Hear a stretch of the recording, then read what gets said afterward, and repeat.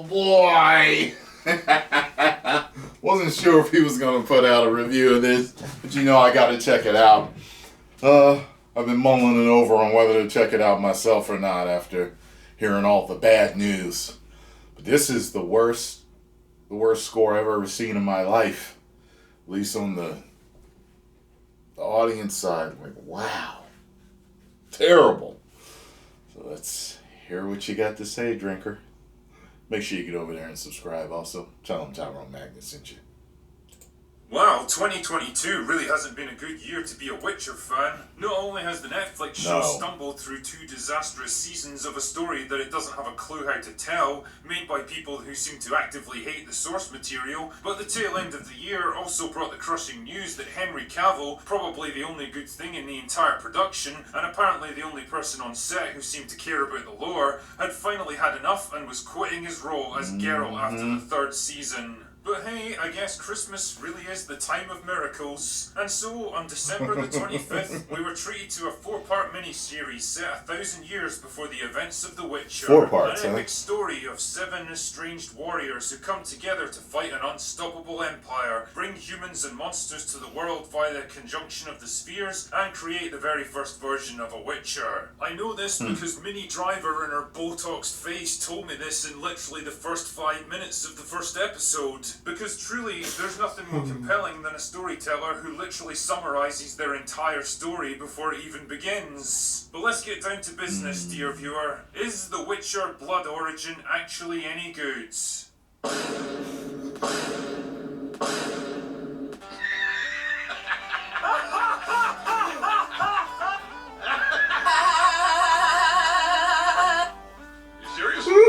No, it isn't. What it is shit. A shockingly amateurish, clumsily written, horrendously acted, ridiculously contrived insult to the work of Andrzej Sapkowski, infused with so much intersectional identity politics that you honestly could have convinced me the entire project was intended as some clever satire on modern storytelling.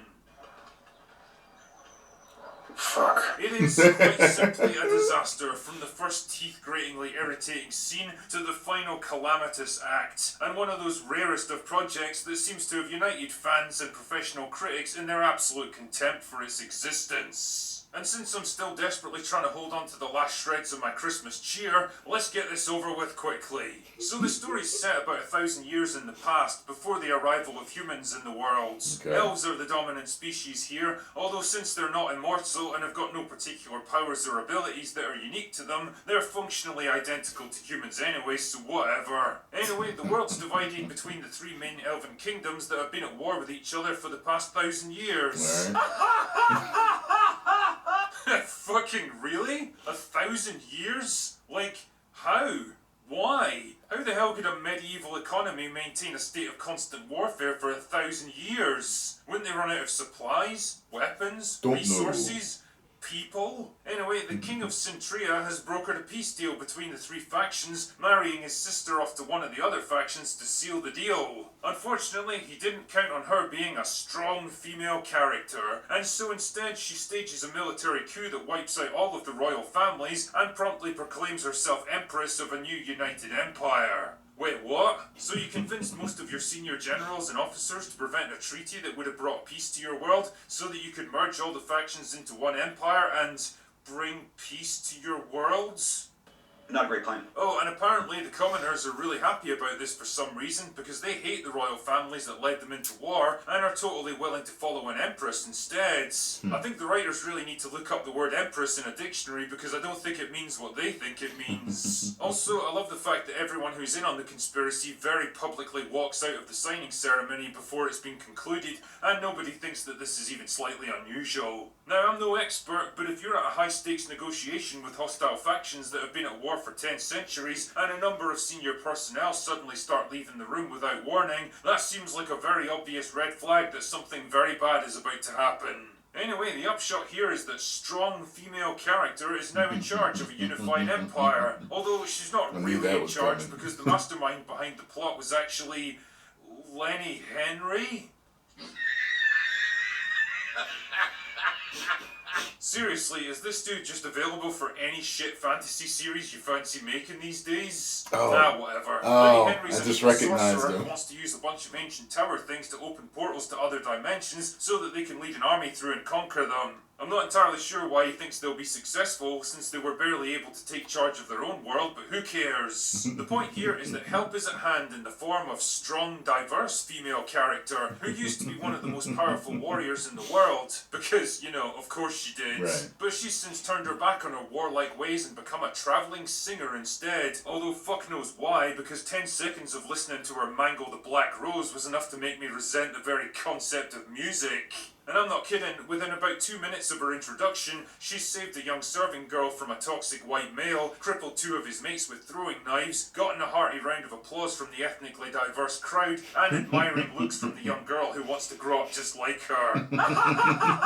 This is the kind of shit that happens when rich liberal Californians that have never been in a fist fight or a working class pub in their entire lives have to write a scene with both. It feels about as believable and authentic as Steven Seagal's hairline. Anyway, wouldn't you know it, she ends up getting arrested later because it turns out that stabbing people and beating them unconscious doesn't go down too well with the local law. Although on that subject, I love how this village consists of about half a dozen mud huts with maybe 30 people, and yet it seems to have taverns, law enforcement, and even a brothel. Does it also have a 5-star hotel with spa facilities? This is the kind of stuff you would find in big towns with affluent populations, not tiny little settlements at the ass end of nowhere. Anyway, that's when she runs into dumb white male character who got exiled from his clan for sleeping with strong female princess and ended up here instead.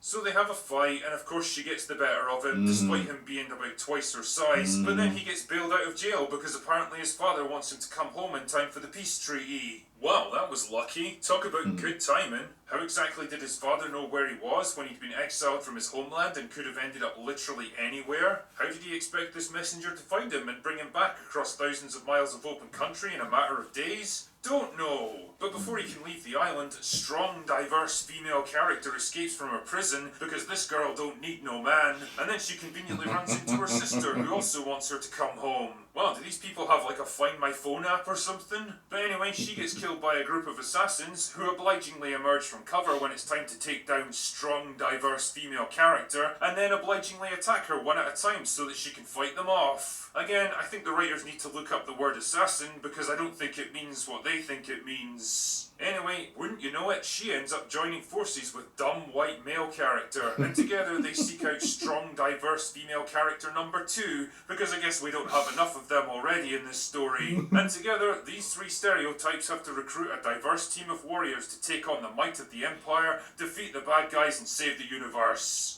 What an absolute unmitigated calamity of a show this is. It's so bad that it almost makes The Witcher seem good by comparison. Every single aspect of it, from the contrived story where everyone just runs into the exact person they need at the exact time, to the hammy performances from actors who look embarrassed to be there, the lazy fight scenes straight out of Rings of Power, and dialogue that feels like it was written by a 12-year-old that just discovered the word fuck. It's all so crushingly weak, rushed and dull that it genuinely makes me question who this show was even supposed to appeal to. Oh yeah, modern audiences. Everything that was bad about The Witcher is 10 times worse here, probably because there's no one even remotely competent keeping it on track. Remember how I complained before about how difficult it was to get a sense of the geography of this world, because every location, faction and race looks the same as every other, so that you never have any visual or cultural clues to help you tune in? Well, it's good to see that they've learned absolutely fuck all from that.